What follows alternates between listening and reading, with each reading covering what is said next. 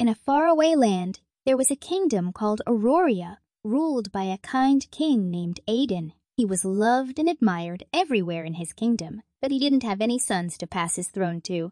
King Aiden's health was getting worse day by day. He was very concerned about his young daughter, Alora.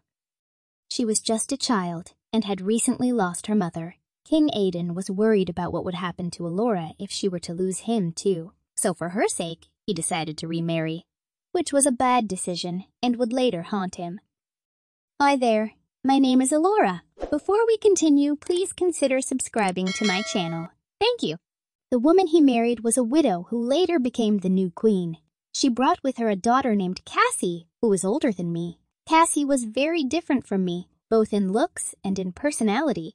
She had an air of confidence and was admired by many in the kingdom. With her arrival, the castle, which had been a place of sadness and quiet for so long, started to change. The queen, while kind, was more distant and formal, and her focus was often on preparing Cassie for royal duties.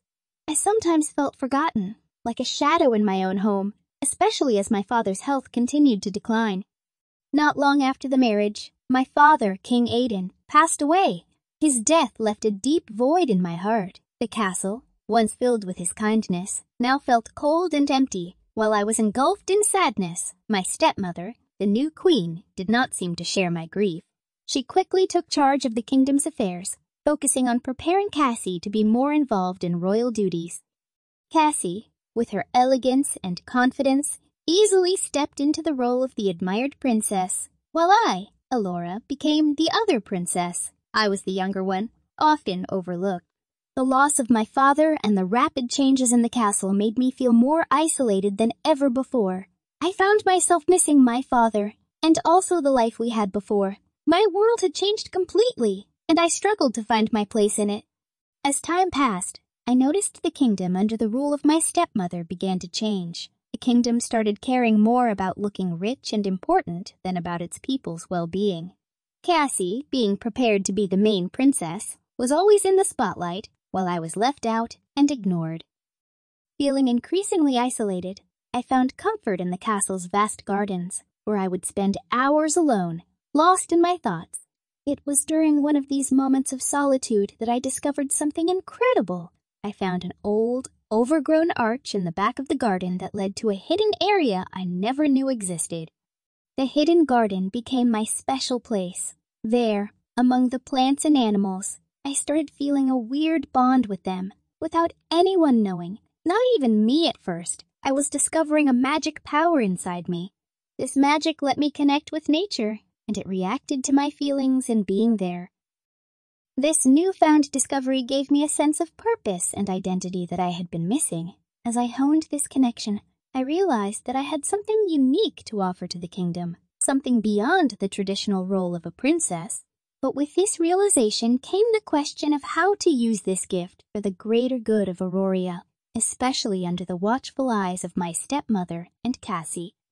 In my hidden garden, while I was getting better at using my magic and bond with nature, I began to wonder about my mother, who had passed away and whom I didn't know much about. I started looking through the castle's library for anything about her. Then, in an old, forgotten book, I found a secret spot holding my mother's diary. As I pored over the pages, I learned that my mother, too, had a deep connection with nature and possessed a similar magical ability. She wrote about her hopes, her dreams, and her love for the natural world. There were entries about her journey in understanding and mastering her powers, and how she had hoped to use them for the good of Auroria.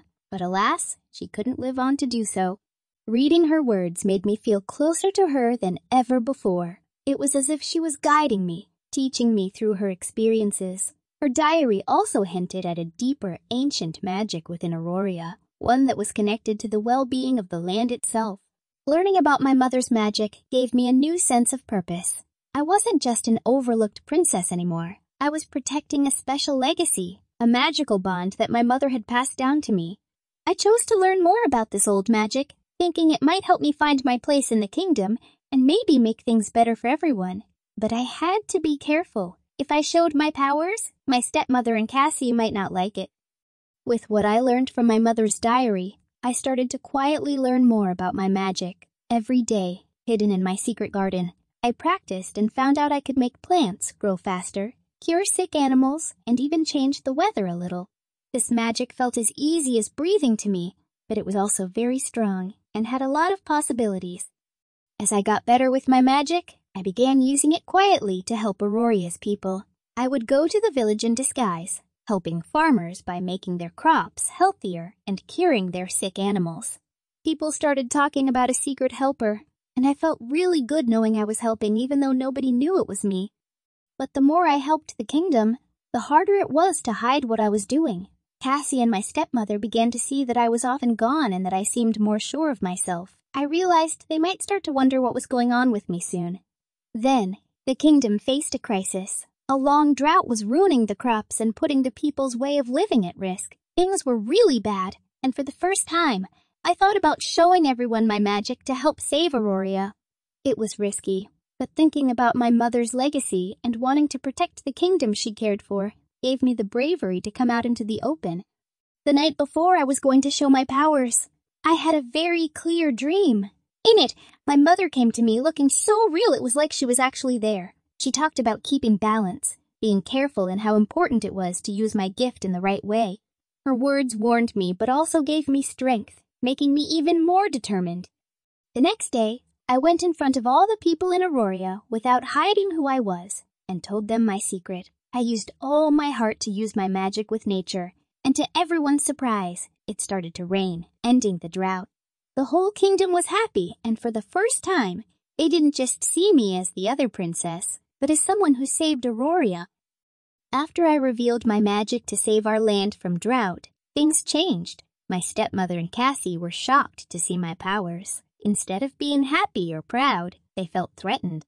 They started to treat me differently. They said that I was evil and will use my power for worse, leaving me out of important decisions and whispering about me behind my back. It was clear they saw me as a threat to their influence in Auroria. They said I was a witch. In the castle, the air grew tense. My stepmother and Cassie would have secret meetings and make plans without me. They even began spreading rumors in the kingdom, painting my magic as something to fear. While they plotted in the shadows, I found my strength in the open. I continued using my magic to help the people, but I did it quietly, without drawing attention to myself. My secret garden was more than just a place of solace now. It was where I planned how to help my kingdom without getting caught.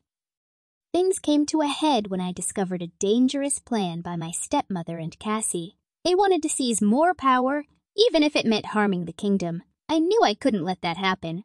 Using my connection with the villagers and my magic, I exposed their scheme to the kingdom's council. There was a trial, and their true nature was revealed for all to see. As a result, they were banished from Auroria. Now, with them gone, I took on the responsibility of leading our kingdom. It wasn't easy, stepping into a role I never expected to have, but I was determined to be a good leader, fair and kind. I established a council of wise and honest advisors. Together, we worked to ensure that Auroria would be a place of justice and prosperity. Looking back, I see how much I've grown.